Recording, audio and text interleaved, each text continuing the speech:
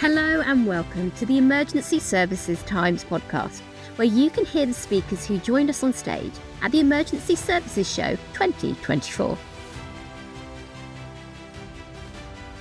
The challenges and opportunities of decarbonising blue light fleets. The deadline for ending the sale of diesel and petrol fueled vehicles is a decade away, but blue light fleet teams are working hard now to get ready. Find out how to get leaders to focus on the problem and understand the benefits of a greener fleet. My name is Chandler, Deputy Director for Transport at NHS England. What does that mean? Well, the NHS emits 4.3 million tonnes of carbon from its travel and transport, and my job is to essentially get that down to net zero by 2045, and ambulances is a large part of that. See there on the left-hand side of the graph, NHS fleet actually makes up quite a small proportion of our carbon emissions, about 6%. But we're focusing on that because NHS fleet is the area we've got most control over. And of our fleet, ambulances make out by far the biggest source of both carbon and air pollutant emissions. They make up around 20% of the vehicles, but they contribute around 70% of the carbon and air pollution. So that's why we're focusing on the ambulance fleet. And I'm going to talk a bit today about the particular challenges of moving to an electrified ambulance fleet. I'm talking about the double crewed ambulances today, the big van-based vehicles that you see today. Most of the other vehicles that make up an ambulance fleet, the car-based ones, the van-based ones, are pretty straightforward to decarbonise. We're already starting to move to that as electric as a first choice. I'm talking today about the really big, complex ambulance vehicles. And they're very difficult to decarbonise for a number of reasons. Firstly, they're very heavy specialist vehicles. When we convert a van into an ambulance, we add a lot of weight, a lot of kit, a lot of energy consumption. We need to power not just the vehicle, but we need to power all the equipment in the back, particularly the air conditioning and the heating, consume a lot of electrical energy. At the moment, you can turn the engine on and the alternator will keep that kit running. With an electric ambulance, you don't have that option of doing that. Ambulances as well travel all around the country. In major cities, they might stay in quite a small geographical location, but one ambulance might cover huge tracts of Yorkshire or Norfolk or Devon on a single shift. So we need to build a recharging infrastructure that accommodates that usage pattern. And also ambulances need to be ready for the next call when they get a call, which means that you have to charge those ambulances when they're stopped for other reasons, when they're restocking, when they're outside a hospital. We can't take ambulances off the road for extra time just to recharge them. So we have to have a strategy where we charge them when they're stopped. So we've taken a scientific approach to how we're going to do this, four-stage approach that we've got here. Firstly, we've had a look at the telematics data on ambulances to tell us exactly what ambulances do, how far they travel, when they've got their ignition off, how fast they travel, where they stop, where they spend their time. We then worked with experts to model what that electrical energy consumption would be, not just for the vehicle, but for all the kits in the back as well, all the clinical equipment, all the heating and cooling. We've then had a look at the state of electric vehicles at the moment. Are electric vehicles out there that could do the job? And if not, when would they be coming online? And fourthly, we've been had a look at how we're going to recharge them. What does the size, scale, cost of recharging infrastructure look like? Don't worry too much about the data in the graph there, but that is the telematics and mileage data of every ambulance trust in the country. Don't worry too much about the data, but the summary is that ambulances, a mean average ambulance does just 92 miles every 24 hours. This concept of an ambulance constantly on the move is not correct. 92 miles on average in a 24-hour shift. Excluding the 5% of busiest ambulances, excluding those, and we might need a bespoke solution for those ambulances, the busiest ambulance, apart from those, 186 miles in every 24-hour period. That's well within the capabilities of electric vehicles, as I'll show you at a moment. And crucially, even the busiest ambulances have their ignition off for 15 hours every day. And a large portion of that, around 40 or 50%, is ignition off time outside hospitals or in ambulance stations. Ideal locations for us to recharge those ambulances, and that's what we're aiming to do. So the telematics data tells us it is in theory possible to electrify most, if not all, of the ambulance fleet. What's the vehicle state look like? Well, West Midlands have been doing this for years. West Midlands Ambulance Service had the world's first electric ambulance way back in 2024. They took a diesel ambulance, they ripped out the engine, they put an electric drivetrain, very expensive bespoke electronics in that. That ambulance could do 120 miles on a single charge, so well within the average range that electric ambulances would need to do in future. That's 120 miles with all of the equipment on as well. But the problem with that vehicle is it's very, very expensive to build. It's not a viable option financially for the ambulance fleets. We're working on the second generation of electric ambulances now. London Ambulance Service have got 2 of these already, and we've got another dozen rolling off the production lines in the next few months. These vehicles have a range of up to 100 miles on a single charge, and the graph below on the right hand side shows that particular ambulance that we're already building would be suitable for over 90% of the ambulance fleet that we've got at the moment, providing we build the right charging infrastructure in the right locations. Within the next 3 or 4 years, we'd expect the third generation to be well embedded. This will be an electric ambulance that gives us a range of 200 plus miles on a single charge, capable of doing within a single charge even the busiest ambulance duty cycles that we've seen from our telematics data. So the vehicle technology is already there for most of our fleet. Within the next few years, it will be there for the entire ambulance fleet. The vehicles will be capable of doing what we need them to do. One note on costs, because electric vehicles at the moment are more expensive to buy the base vehicles, shown in the dark blue square here. The BEV vehicles more expensive to buy. They're also slightly more expensive to convert into an ambulance as well. So you've got a cost premium for those electric ambulances. That's that light blue bar here.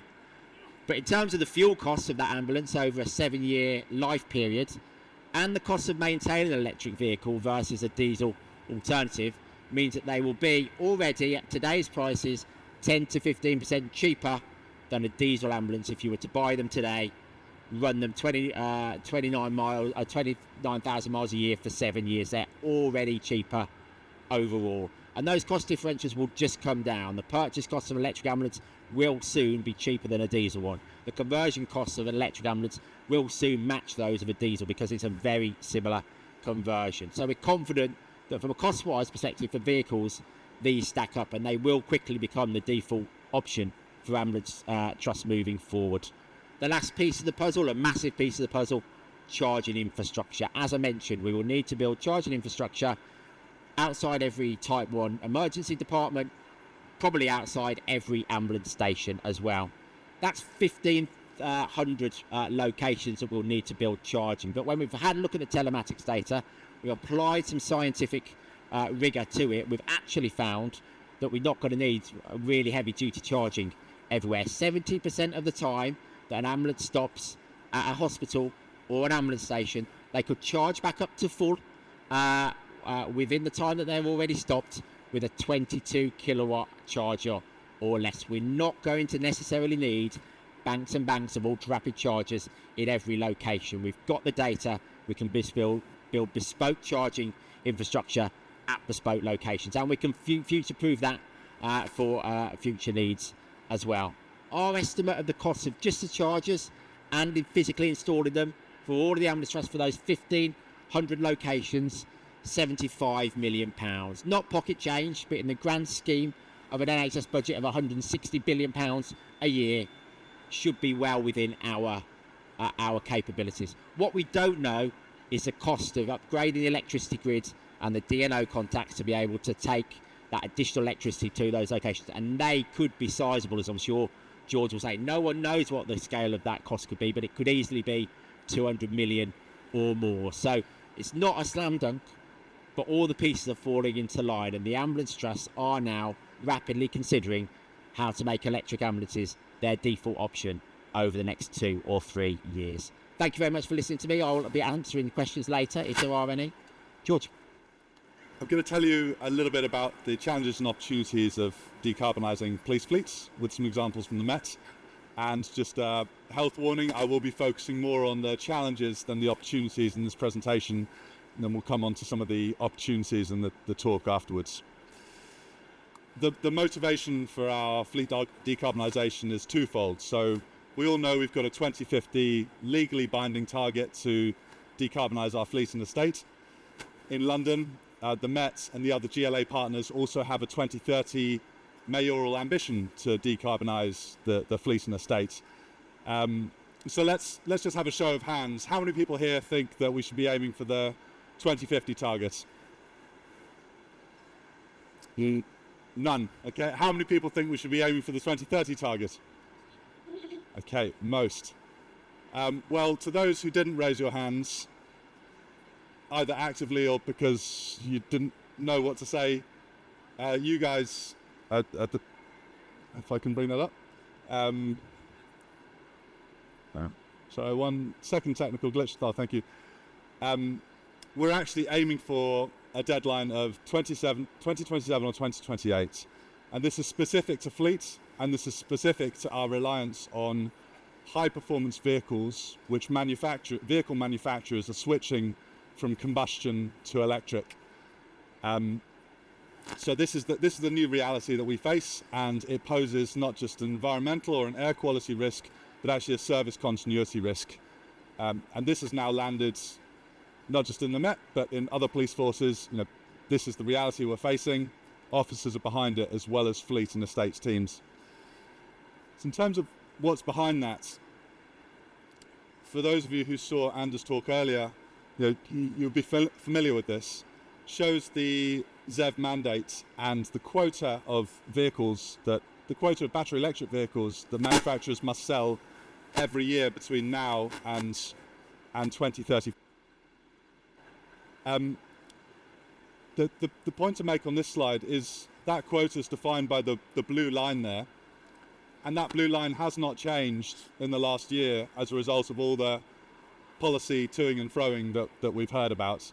The only bit that has changed is the small triangle in the top right, which is, for the balance of vehicles, for the 20% of vehicles and declining that don't have to be battery electric, there's debate as to whether they will be purely fossil fuel or fossil fuel and hybrid. So really, for all the headlines, the scale of the ambiguity is actually very, very small. Vehicle manufacturers see this and they're adjusting their production plans accordingly. So what does that mean for us? Well, it means we've got to act very, very fast, and it means that because high-performance vehicles do many of the most complex roles, it means we're jumping in at the deep end, trying to solve the charging requirements of those vehicles first. And to give a bit of context on the Met's progress to date, out of our fleet of 5,500 vehicles, we're up to 150 battery electric and 750 plug-in hybrids. So, about 20% or thereabouts of our fleet is plug-in capable.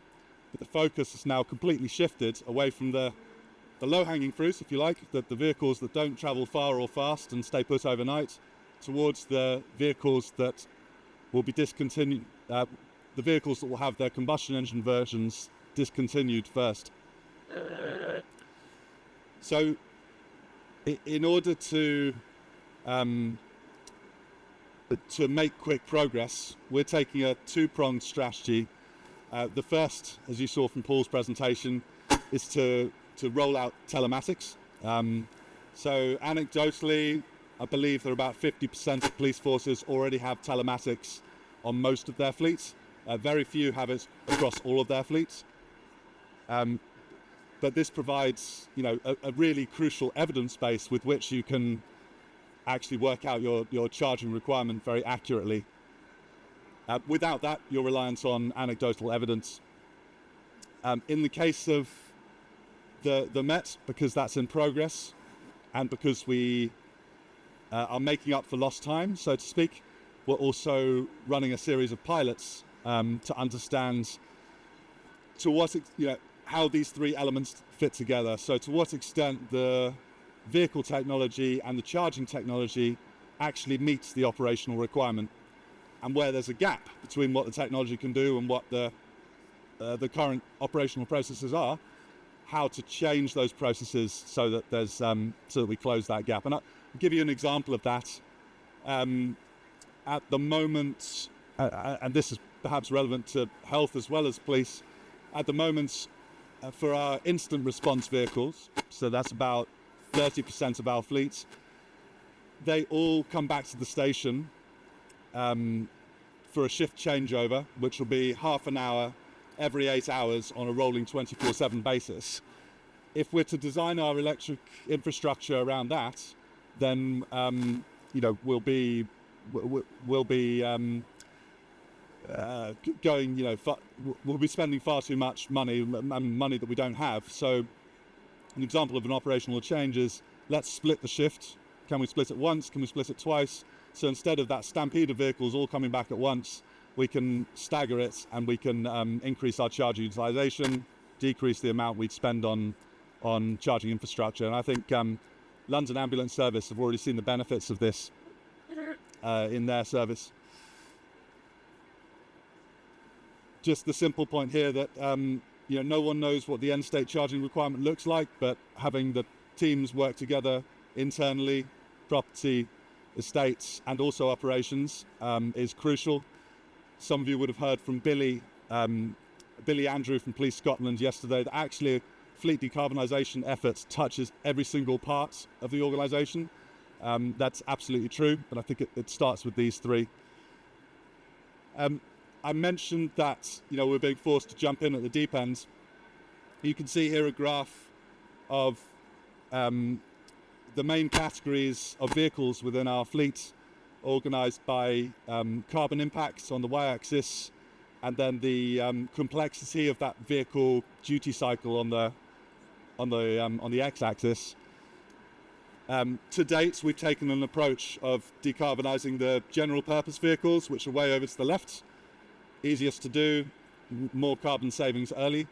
But now with the realisation that actually vehicle availability will restrict us in only a few years' time, we're being forced to go for the two groups in the top right. So instant response vehicles, surveillance vehicles, area cars, and minibuses as well. Just very briefly to talk about some of the behavioural change that's required. From our conversations with officers, actually the majority of vehicles do have opportunities where they can be charged on site and also off site. So we've kind of mapped out in the day of a life of each vehicle type, well, where are those opportunities and how easy is it going to be for those vehicles to charge? And once again, it's the same message. The vehicles that we're being forced to decarbonise first are the hardest. So, we're looking at rows 1, 5 and 8 here. So our response vehicles, our roads vehicles, which are the ones that do the police chases and the containment, and also our covert vehicles as well. So just to step back from the Met and to try to contextualise this nationally, many of you will be familiar that, that the sort of national fleet, if you aggregate all of the 47 forces up, is about 39,000 vehicles and spreads over 3,000 sites. At the moment, the situation is forces are doing best endeavours to tackle this problem, this real and immediate problem. And there is lots of cross-force collaboration that's happening. And you can see some of the examples of organisations there. Those organisations are either decision-making bodies, or they're procurement organisations, or they rely on discretionary efforts of people who have day jobs and individual forces. So without change and without more funding, this is going to be a significant and growing issue. The final point I'll make is that without government support, most forces will be unprepared. The message has landed kind of loud and clear at the Met, and we're taking a two-pronged approach of defining the charging requirements, but also learning from practical experience with our pilots. But we've also looked nationally and said, well, what is the size of the total problem, and how much funding should we be asking for national fleets to electrify? And myself, Andrew, in the audience, and several colleagues from across a variety of police forces estimate the total cost to be somewhere between 2.4 and 3 billion pounds. So not insignificant. Billion or million? This is billion. Billion. Yeah. And to relate this to Paul's estimates at the NHS earlier, 20% of that cost is for the charge points themselves, so what you see above the ground, and about 80% is for the infrastructure, so the grid upgrades, the substations, and those costs have been validated by the Energy Network Association. So it's a starting point. It's, no one can say exactly what the number is, but it's somewhere within that region. I don't know if I'm doing something wrong, but hopefully you're not getting deafened. So I'll leave you with that cheery thought. Thanks very much. Let's just give George a round of applause. Just a quick word from both of you before we open up to questions. Just give us a very quick answer to this. What stage are we at with actually converting the ambulance and the police vehicles to being fully electric? What numbers are we talking? So to be fully electric in the Met, we've got 150 battery electric vehicles out of 5,500 fleets, so only about 3%. About 3% fully electric. Yeah. Other police forces like British Transport Police are up to 25%. Police Scotland, or Billy might, I think it's 25% as well. You might correct me on that one. We were at 7% electric for ambulance fleets when we collected the data last year. We got the data this year, so we'll know. We're hoping it'll be around 11, 12%. We think it will be that. Only 3 electric actual ambulances, though. All the rest of the vehicles are response cars, mental health ambulances, etc. And we're going to have to take things really slowly, obviously. This year, we think at the end of the year, we'll have 15 electric ambulances. And that means that you can manage the dispatch, the deployment of the vehicles. If one goes out of action, you're okay. It's a very low stakes kind of slow strategy. When we start getting off from 15 to 50 or 100, then we have to start planning lots of other operational changes, like George alluded to. Great, okay. And you mentioned this horrifying number, George. What about from the ambulance perspective? What kind of funding requirements do you have? We, as I said, the 75 million for the chargers themselves and the physical installation, because when we started this piece of work, we thought we're going to need banks of ultra-rapid chargers, as many as you can fit outside every hospital, as many as you can fit in an ambulance station, because you don't want to be wasting time charging, right? But when we did the telematics analysis, we found that ambulances are stationary anyway. You're not going to have to use a 150 kilowatt hour charger if they've only used 12 kilowatts that morning and they're stopped at the hospital for 45 minutes handing over a patient. So our initial assumptions about the scale of charging we need were rapidly reduced when we'd done that really detailed telematics approach, and actually we could maybe join forces and we could share how we've done ours. I know your vehicles don't all have telematics, but we can certainly share the approach we've done to that, because yes, we were thinking those kind of numbers when we started. I think the other point to say is that hospitals will need to upgrade their electricity supply anyway. They have to decarbonise their heat systems. They will be building new clinical facilities. They will need to upgrade their electricity supply. So that's going to happen anyway. So the marginal cost of then adding a bit more electricity into that for your EV chargers doesn't really feature. So maybe some creative accounting there, but this is electrical upgrade work the NHS will be doing anyway, so we can piggyback on that. Yeah. Okay, any questions from the audience? Wow, so many. Hi, Paul. Do you expect the life cycle of an electric vehicle to outstretch the life cycle of a diesel? So at the moment, your diesels are 7 years. Do you expect, because the electric vehicles might need less maintenance and so on, that they would maybe run for 8, 9 or 10 years? It's a really interesting question, and actually the average life cycle of a diesel ambulance is 7 years, but actually we've still got some on the road that are 12 or 13 years old, which we're trying to address. Most major vehicle manufacturers already warrant their their batteries for 8 years or 150,000 miles, whichever's less. But actually, you're quite right. The information we've already got is that electric ambulances will need far less maintenance. You could just swap out the battery, essentially. And it's also important to note that within 7 years, a diesel ambulance is likely to be onto its second engine already, if not third. So yes, you could, instead of swapping the engine out, you could swap the battery out, but we'd expect the battery to last longer than a diesel engine. I'm Louise from West Yorkshire Police. Just wanted to check in, whereabouts are you at with the government backing towards the support for the infrastructure? Who's leading on that project, and what's the sort of interest level from the government to give us some money? I can answer from an ambulance perspective. We've done our homework. We know what it's going to cost. We can back it up with telematics data, and we can prove that 75 million investment plus an unknown investment in infrastructure, but taking that charge infrastructure, we'd pay that money back in about 3 years' time, purely on the fuel savings that money would generate. It's 75 million, not a huge amount of money compared to the 160 billion the NHS gets every year. So we are asking via comprehensive spending reviews and things like that to do that. There's also no shortage of private charge point providers who would pay for this charge infrastructure straight up and would lease it to you for a small fee, and that's a really cost-effective way of doing it without putting your own capital in. Currently, the government accounting rules will preclude you from doing that, but we're also lobbying to say this is bonkers. Let's leverage private capital. Let's change the rules slightly. A really cost-effective way to get the charge infrastructure in without us rinsing our own capital on it. And it's a really attractive proposition for charge point operators.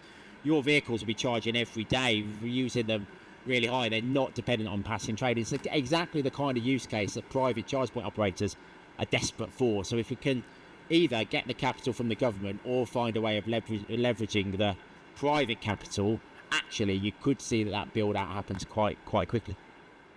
Hi, I'm Sean Williams from Teesside University. So you've done a lot of work on telematics. Yeah. In reality, what does that look like post the analysis? Does it actually match your expectations of the analysis you've done? I've got a much more detailed slide deck, which I'm not sure that we're allowed to share, but the telematics data on ambulance trust varies a bit, it's fair to say, and we only got the detailed telematics data of 5 of the 10 trusts, so we have to make some assumptions. But the telematics data that we do get tells us what that vehicle's doing every second. GPS, speed, energy consumption, fuel consumption, it's very, very rich data. And then we've partnered with an expert partner, Cenex, who did all of the heavy lifting, all the intellectual stuff, I should say. They were brilliant and helped us crunch that data up and make sense of it, including using that data to plan the charge infrastructure. So it's a really rich team of data that we've got in the ambulance service that you might not have in the police service. But it's been absolutely crucial for us understanding, is this going to work? Is it pie in the sky, or will it really work? Will the charge infrastructure cost us 3 billion or $500 million? It's been really, really crucial, and we're lucky that some ambulance trusts have got really, really great, state-of-the-art telematics data that we can use. Just to add to that, from a policing perspective, from the telematics data that we do have, we've been able to use it to challenge officer requirements. So an example would be within our roads policing units. So they perform the function of tactical pursuit and containment. And the initial request came through, we need a vehicle that can travel over 150 miles an hour. With the benefit of telematics, you can see, well, how often does that happen?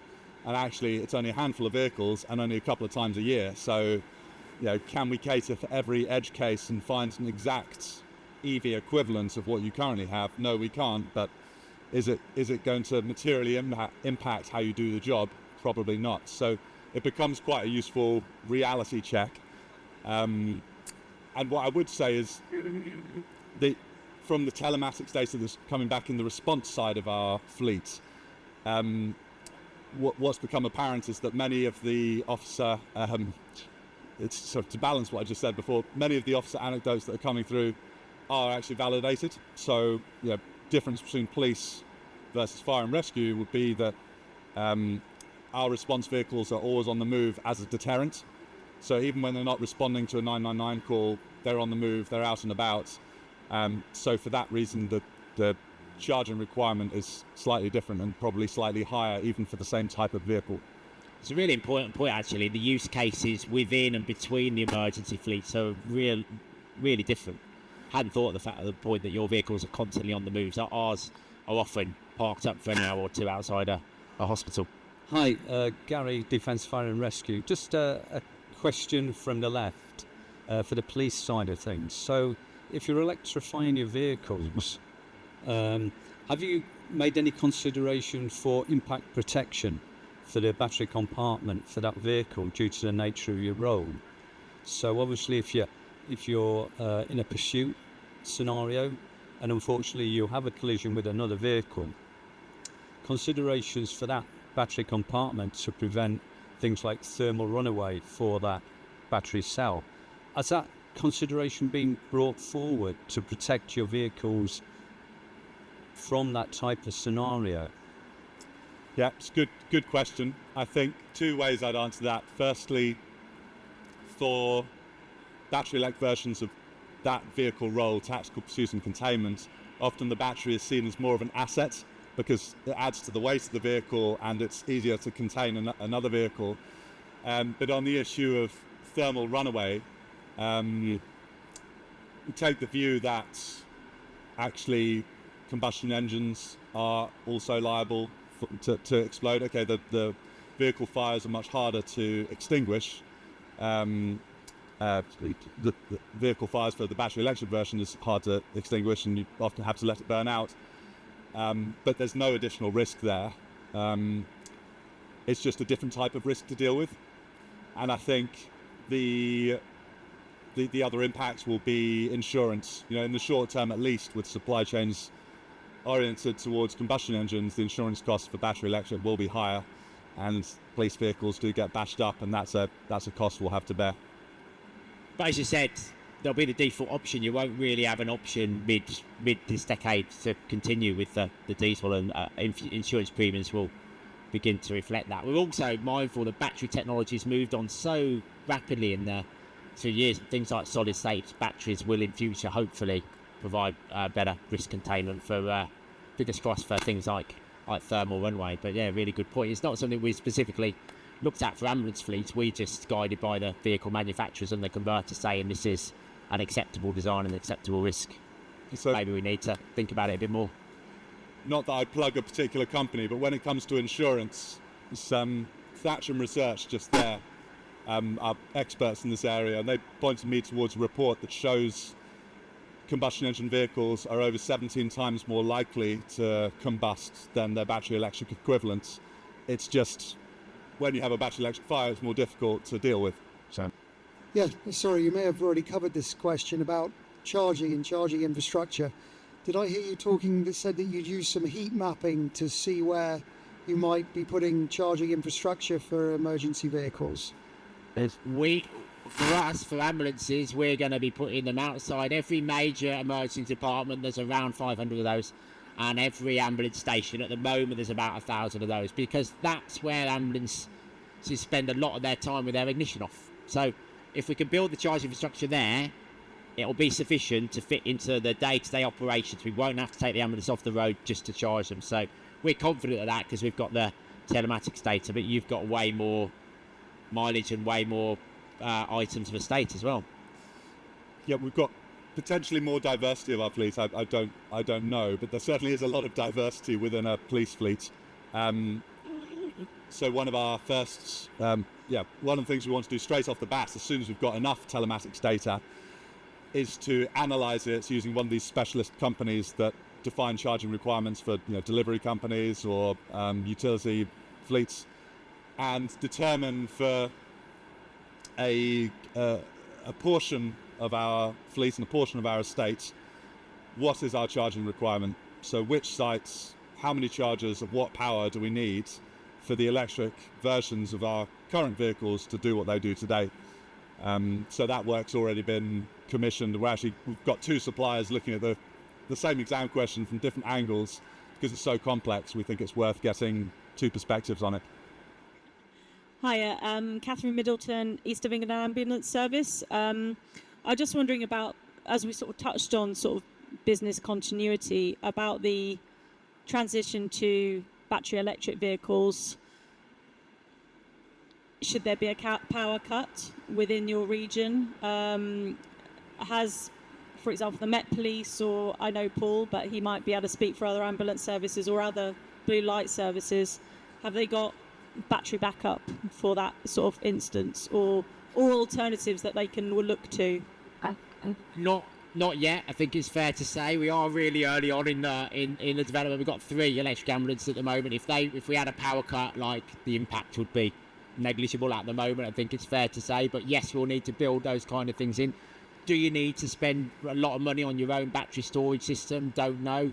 Could you strike a deal with other businesses in the not immediate vicinity? Bus depots are electrifying. They've got loads of chargers. Could that be your first line if they're not affected by the power blackout? What about other businesses? You can use a diesel generator or burn diesel or HVO in that and create an electrical current for you to charge your EV. So I think it will be a mix of different technologies, and we'll need to weigh up the cost of all of those, because if we're going to have a big battery storage in each of your ambulance stations, each of your hospitals, it's going to be probably ruinously expensive. So I think it will be a bit of a mixed economy, really, Catherine, and we'll work it out as the vehicles are being built. It's a really interesting question, and in the case of the Met, we kind of think about 2 scenarios. So one is civil unrest without a power cut, and the other one is a prolonged and widespread power cut. Both of those scenarios strengthen the case for charging infrastructure on our own sites, because civil unrest, obviously, the queues at public charging stations, and it'll be like what we've seen in petrol crises times 10. When it comes to prolonged and widespread power cuts, several options are being explored. At the moment, we have bunkered fuel sites, which provides 10 days of fuel resilience for petrol and diesel vehicles. If we're to electrify that and have the same level of resilience for a future electric fleet, we'd need batteries that are bigger than the footprint of our sites. So having to think quite creatively about what the feasible solutions are, and it might be a genset that's on site that uses that bunkered fuel to power a stationary battery to then power the vehicles. That's probably the most likely, but another one would be a mobile solution, another one would be hydrogen as well. We're not ignoring the problem, but we've separated the issues so that we can make progress on our pilots, and we will continue to revisit it as our electric fleet expands. I think we're pretty much out of time, even though the conversation feels like it's just getting going. So thank you very much. Let's just give a round of applause for our speakers. Thank you. Thanks for listening. If you like this session, then be sure to browse the rest of the programme for the show. Share the link and subscribe to receive updates on new content from us here at Emergency Services Times.